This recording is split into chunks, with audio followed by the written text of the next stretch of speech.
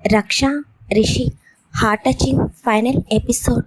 Story చూసి వెళ్ళిపోకుండా ముందుగానే ప్రతి ఒక్కరూ చిన్న లైక్ చేసి హైపాన్స్ ఇవ్వండి. ఇంకా స్టోరీలోకి వెళ్ళిపోదాం. సండే ఈవినింగు వైశాలి రవి ఇద్దరు కూడా వెళ్ళిపోతారు. రిషి వాళ్ళిద్దరిని ఎయిర్పోర్ట్లో డ్రాప్ చేస్తాడు. తనకి రక్ష అన్న మాటలే గుర్తుకు వస్తూ ఉంటాయి. కొన్నింటి నుండి మనం ఎంత దూరం వెళ్ళినా అవి మనల్ని వెంటాడుతూనే ఉంటాయన్న మాట రిషికి ఏమీ అర్థం కాదు. అసలు తను దేని గురించి ఆ మాట మాట్లాడింది నాకేమీ అర్థం కావడం లేదు అని అనుకుంటూ ఉండగా రిషి సడన్గా కారు బ్రేక్ వేస్తాడు. ఎందుకంటే రిషి తనకి తెలియకుండానే రక్ష ఫ్లాట్ దగ్గరికి వచ్చేస్తాడు. ఇదేంటి, నేను ఈ అపార్ట్మెంట్ దగ్గరికి అనుకుంటూ ఉండగా మైండ్ మొత్తం రక్షనే ఉన్నప్పుడు రాకుండా ఎలా ఉంటావని తన మనసు అడుగుతుంటే ఇంకా రిషి కారు దిగి కారుకి ఆనుకొని అపార్ట్మెంట్ వైపు చూస్తూ ఉంటాడు. రిషి మైండ్లో ఎన్నో ఆలోచనలు రన్ అవుతూనే ఉంటాయి.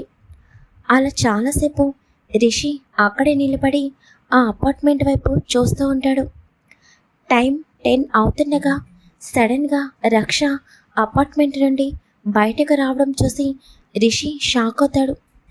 ఈ టైంలో రక్ష ఎక్కడికి వెళ్తుంది అని అనుకుంటూ రక్షని చూస్తాడు. తన కళ్ళల్లో కన్నీళ్ళు, తన అడుగులు కూడా భారంగా ముందుకు పడుతూ ఉంటే రిషికి ఏమీ అర్థం కాదు. ఇంతలో రక్ష పక్కన కారు వచ్చి నిలబడటం, అందులో నుండి తన బావ దిగడం, అదంతా చూస్తున్న రిషికి కారు దిగింది ఎవరో అర్థం కాక ఇద్దరి వైపు చూస్తూ ఉంటాడు. రక్ష తన బావని చూడగానే ఆశ్చర్యంగా తన బావ వైపు అలాగే చూస్తూ ఉంటుంది. అఖిల్ మాత్రం రక్ష వైపు కోపంగా చూస్తూ, ఎన్ని సంవత్సరాల నుండి నిన్ను వెతుకుతున్నాను, నన్ను పిచ్చివాడించేసి ఇక్కడికొచ్చి జాబ్ చేస్తున్నావా? 2 సంవత్సరాల నుండి వెతుకుతుంటే ఇప్పటికీ నీ అడ్రస్ దొరికింది.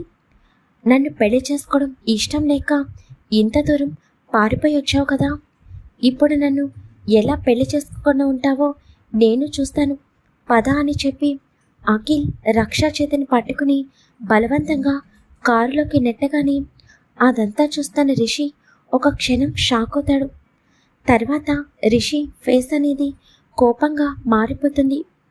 రిషి కోపంగా ముందుకి అడుగులు వేసేసరికి క్షణకాలంలో ఆ కారు స్పీడుగా ముందుకు వెళ్ళిపోవడం చూసి రిషి వెంటనే తన కారు ఎక్కి ఆ కారుని ఫాలో అవుతాడు. అఖిల్ కారు అనేది ఒక చిన్న టెంపుల్ ముందు ఆగుతుంది. అఖిల్ ముందుగానే ఆ టెంపుల్ పూజారికి డబ్బులు ఇవ్వడంతో టెంపుల్ అనేది ఓపెన్లోనే ఉంటుంది. బావా ఏం చేస్తున్నావని రక్ష భయంగా అంటుంటే వెంటనే అఖిల్ రక్షని బలవంతంగా కారులో నుండి లాక్కొని టెంపుల్ లోపలికి తీసుకుని వెళుతుండగా రక్ష చేతిని ఎవరో బలంగా పట్టుకునేసరికి అఖిల్ వెంటనే వెనక్కి తిరిగి చూస్తాడు. అక్కడ రిషిని చూసి అఖిల్ రక్ష ఇద్దరు షాక్ అవుతారు. రిషి చాలా కోపంగా రక్షని తన వైపుకి లాక్కునేసరికి రక్ష వచ్చి రిషిపై పడిపోతుంది. రక్ష రిషికి దూరం జరుగుదామని అనుకునే లోపై రిషి వెంటనే రక్ష చుట్టూ తన చేతిని వేసి ఒక అడుగు కూడా రక్షని కదలనివ్వకపోయేసరికి రక్ష ఆశ్చర్యంగా రిషి వైపు చూస్తుంది. అఖిల్ చాలా కోపంగా ఇద్దరి వైపు చూస్తూ, సో ఇదా మ్యాటరు, అంటే నువ్వు హైదరాబాద్ నుండి పారిపోయి వచ్చి వీడితో ఉంటున్నావన్నమాట అని నిఖిల్ కోపంగా అంటుంటే, బావా ఏం మాట్లాడుతున్నావు నువ్వు, తను మా టీం లీడర్, నేను అని రక్ష ఏదో చెప్పబోతుండగా, ఇంకా ఆపు రక్ష, నీ ప్రేమ గురించి నాకు తెలియదని అనుకున్నావా? 4 సంవత్సరాలు వీడిని పిచ్చిగా ప్రేమించిన విషయం నాకు తెలియదని అనుకున్నావా? ప్రతిరోజు నువ్వు కళ్యాణితో వీడి గురించి గంటలు గంటలు కాలేజ్ నుండి వచ్చిన తర్వాత ఫోన్లో మాట్లాడటం నిన్ను వినలేదని అనుకున్నావా? నీ బీటెక్ ఎప్పుడు కంప్లీట్ అవుతుందా అని ఎదురు చూశాను. వీడు కూడా నిన్ను ప్రేమిస్తున్నాడేమోనని చాలాసార్లు అబ్జర్వ్ చేశాను. కానీ ఈ రిషి ఒక్కసారి కూడా నిన్ను పట్టించుకునేవాడు కాదు. అందుకే నేను అంతకాలం వెయిట్ చేశాను. ఇంకా నీ బీటెక్ కంప్లీట్ అవ్వడంతో మీ పేరెంట్స్తో మాట్లాడితే నువ్వేమో జాబ్ చేయాలని అన్నావంట. సర్లే, నీకు కొంచెం టైం ఇద్దామని, ఆ టైంలో నీకు దగ్గర అవుదామని అనుకున్నాను. కానీ అప్పుడు కూడా నువ్వు వీడి గురించే ఆలోచించేదానివి. అది భరించలేక నేను మీ పేరెంట్స్తో మాట్లాడి నీకు తెలియకుండా మనిద్దరికి ఎంగేజ్మెంట్ ఏర్పాటు చేయించాను. నేను బయట ఎంతమందితో తిరిగినా, ఎన్ని పనులు చేసినా నువ్వు నా భార్యవి కావాల్సిందే, నాతో ఉండాల్సిందే అని అఖిల్ చెప్తుంటే అఖిల్ మాటలు వింటున్న రిషికైతే ఒక్కసారిగా తన తలంతా తిరుగుతున్నట్లు అనిపిస్తుంది. ఏం మాట్లాడుతున్నావు నువ్వు? రక్ష నన్ను ప్రేమించిందా అని రిషి ఆశ్చర్యంగా అంటుంటే, ఏంటి ఇంకా నటిస్తున్నావా? నా మరదలు నిన్ను ప్రేమించింది అని తెలుసుకుని కావాలని నా నుండి తనని దూరం చేసి ఇక్కడికి నువ్వే తీసుకుని వచ్చి తనతో ఉంటున్నావని అంటే ఇంతకాలం మీ ఇద్దరు ఒకే చోట ఉన్నారన్నమాట. అయినా అదంతా నాకు అనవసరం. మీ ఇద్దరి మధ్య ఎటువంటి రిలేషన్ ఉన్నా కూడా నా మరదల్ని నేనే పెళ్లి చేసుకోవాలి. ఇది జీవితాంతం నా కాళ్ల దగ్గరే ఉండాలి అని అఖిల్ కోపంగా మాట్లాడుతుంటే, బావా ఏం మాట్లాడుతున్నావు నువ్వు? ఇష్టం వచ్చినట్టు మాట్లాడుకో. నేను ఎవరిని ప్రేమించలేదు. దయచేసి ఇక్కడి నుండి వెళ్ళిపో అని రక్ష కోపంగా బాధగా అంటుంటే, ఇంకా ఆపు నీ నాటకాలు. ఇద్దరూ కలిసి నన్ను పిచ్చివాడిని చేయాలని అనుకుంటున్నారా? ఈ రిషికేమో ఇప్పటి వరకు నువ్వు తనని ప్రేమిస్తున్నట్టు తెలియనట్టు నాటకం ఆడుతున్నాడు. నువ్వేమో నన్ను ఇక్కడి నుండి వెళ్ళిపోమని చెప్తున్నావు. చెప్పాను కదా, నేను బయట ఎంతమందితో తిరిగినా కూడా నువ్వు మాత్రమే నా భార్యవి అని. పద, ఇప్పుడే నిన్ను పెళ్లి చేసుకుని నా ఇంటికి తీసుకుని వెళ్తాను అని అఖిల్ రక్షని పట్టుకోపోతుండగా రిషి కోపంగా అఖిల్ చేతిని పట్టుకుంటాడు. ఏంటి, నా మరదల్ని తీసుకుని వెళ్తుంటే నీకేంటి బాధ? ఇప్పటి వరకు బాగానే ఎంజాయ్ చేసావు కదా, ఇంకా చాలు, తనని నేను పెళ్లి చేసుకోవాలి అని అఖిల్ కోపంగా అంటుంటే రిషి వెంటనే తన చేతి పిడికిలి బిగించి అఖిల్ ముఖంపై గట్టిగా కొట్టేసరికి అఖిల్ ముక్కుల నుండి బ్లడ్ వస్తూ ఉంటుంది. ఎంత ధైర్యం, నన్నే కొడతావా అని అఖిల్ వెంటనే తను తీసుకొచ్చిన రౌడీలని పిలవగానే అందరూ ఒక్కసారిగా రిషి చుట్టూ చేరుతారు. రిషి ఒకసారి వాళ్ళందరి వైపు చూసి రక్ష చేతిని పట్టుకుని తన కారులో కూర్చోబెట్టి డోర్ లాక్ చేస్తుండగా, ప్లీజ్, బావ చెప్పింది నిజం కాదు, తనతో గొడవ పెట్టుకోకు, తను మంచివాడు కాదు అని రక్ష చెప్తుంటే, స్టాప్ ఇట్ రక్ష, నేను నీతో తర్వాత మాట్లాడతాను అని రిషి కోపంగా చెప్పి ఇంకా అక్కడి నుండి అఖిల్ వాళ్ళ దగ్గరికి వస్తాడు. అక్కడ రిషికి, అఖిల్కి, రౌడీలకి అందరికీ మధ్య ఫైట్ జరుగుతుంది. చివరికి రిషి అందరినీ కొట్టి అఖిల్ కాలర్ పట్టుకుని, ఇంకొకసారి లైఫ్లో రక్ష జోలికొస్తే ప్రాణాలతో విడిచిపెట్టను. ఇప్పటికి నువ్వు ప్రాణాలతో ఉంచాను అంటే దానికి కారణం రక్ష నన్ను ప్రేమిస్తుంది అని నిజం చెప్పినందుకు, రక్ష నా నుండి దూరం వెళ్లకుండా చేసినందుకు. ఇంకొకసారి రక్ష జోలికొస్తే అని రిషి మళ్ళీ అఖిల్ని కొడుతుంటే, ఎన్ని దెబ్బలు తిన్న తర్వాత ఎవడైనా మళ్ళీ నీ జోలికొస్తాడా? నా చావు నేను చేస్తాను, ఆ రక్ష జోలికి నేను రాను అని అఖిల్ కోపంగా చెప్పి ఆ దెబ్బలు తట్టుకోలేక, ఎవరైనా కారు స్టార్ట్ చేయండిరా, హాస్పిటల్కి వెళ్దాం అని చెప్పి అక్కడి నుండి ఆ రౌడీలని తీసుకుని తను వెళ్ళిపోతాడు. రిషి చాలా కోపంగా వచ్చి కారులో కూర్చుని తన కారుని ముందుకి పోనిస్తుంటే రిషి ఫేస్లో కనిపిస్తున్న కోపానికి రక్షకి చాలా భయంగా అనిపిస్తూ ఉంటుంది.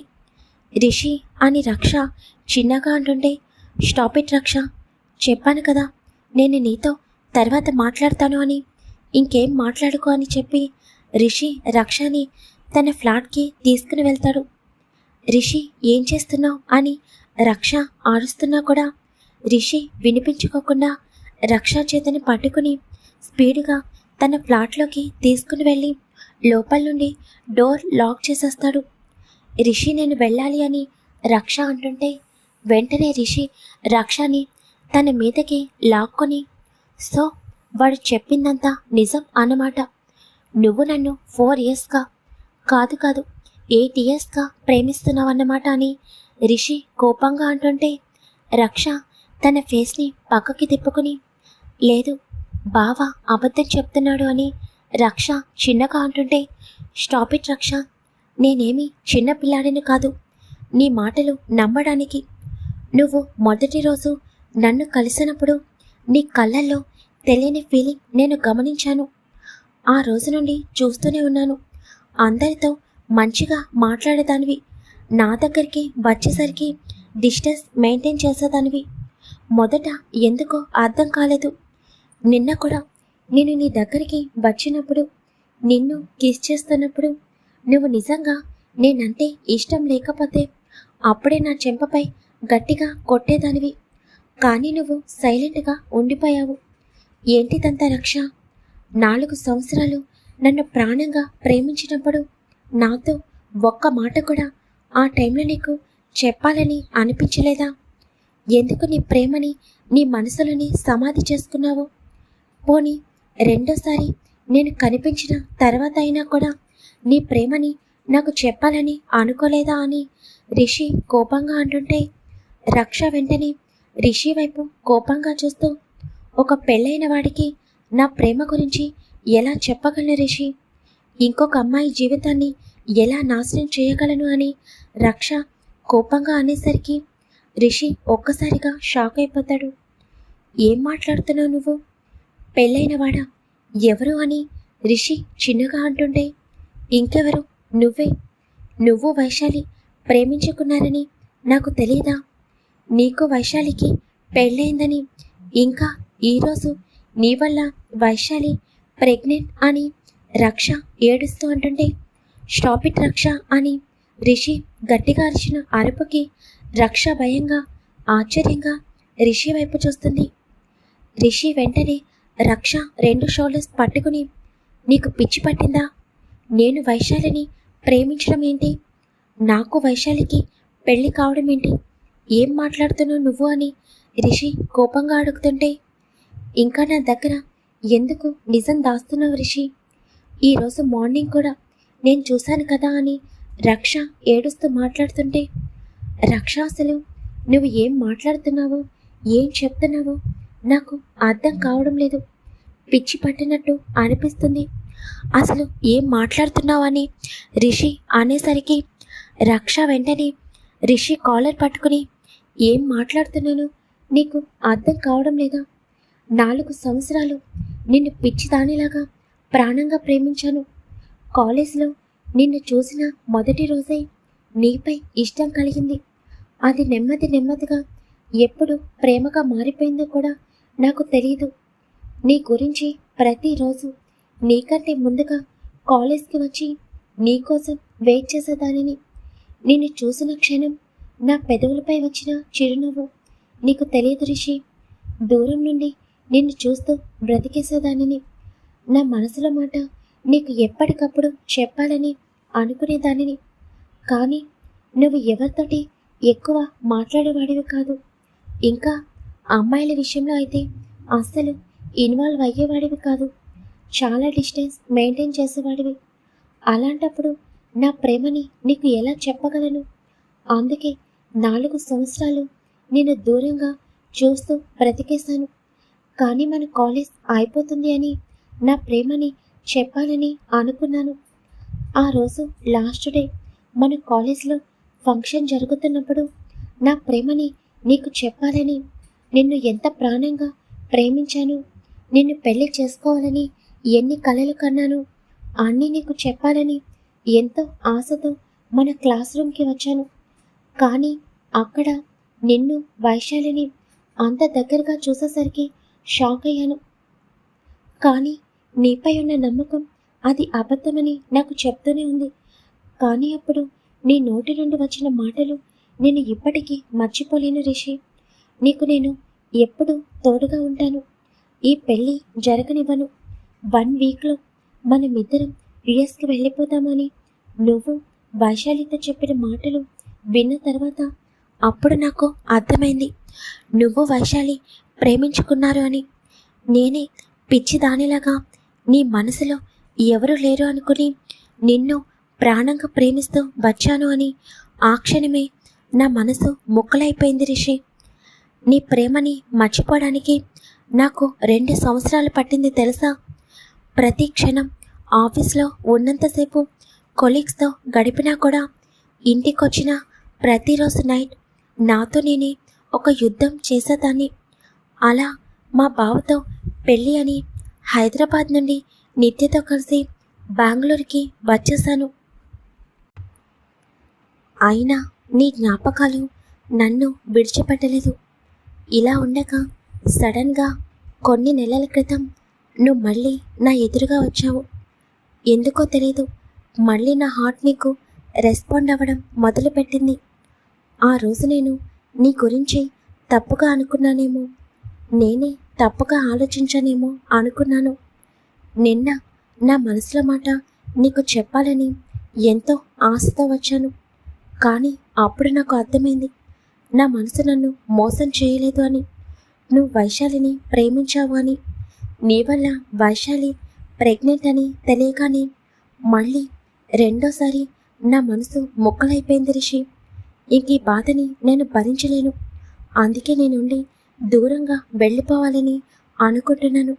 నన్ను వదిలే రిషి అని రక్ష ఏడుస్తూ అలాగే రిషిని పట్టుకుని కింద కూర్చుని గట్టిగా ఏడుస్తుంది. రక్ష మాటలు వింటున్న రిషి అయితే ఒక రకమైన షాక్లోకి వెళ్ళిపోతాడు.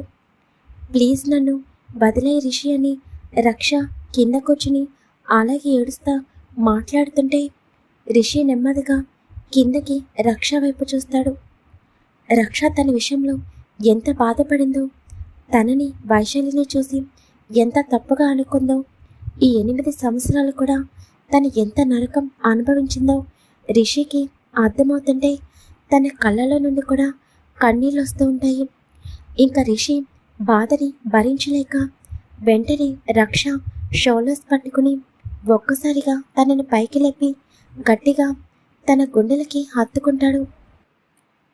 ఈ పాటతో ఈ స్టోరీ ఎండ్ చేద్దామో అనుకున్నాను, కానీ నా హెల్త్ ప్రాబ్లం తెలుసు కదా, అంత పెద్ద స్టోరీ ఒక్క ఎపిసోడ్లో ఇవ్వడం కుదరలేదు. ఇంకొక ఎపిసోడ్ మాత్రమే ఉంది, జస్ట్ ఒక 10 మినిట్స్ అలా ఉంటుంది అంతే. ఇంకొక ఎపిసోడు ఈరోజు నైట్ లేకపోతే రేపు మార్నింగ్ వస్తుంది. అదే ఫైనల్ ఎపిసోడ్.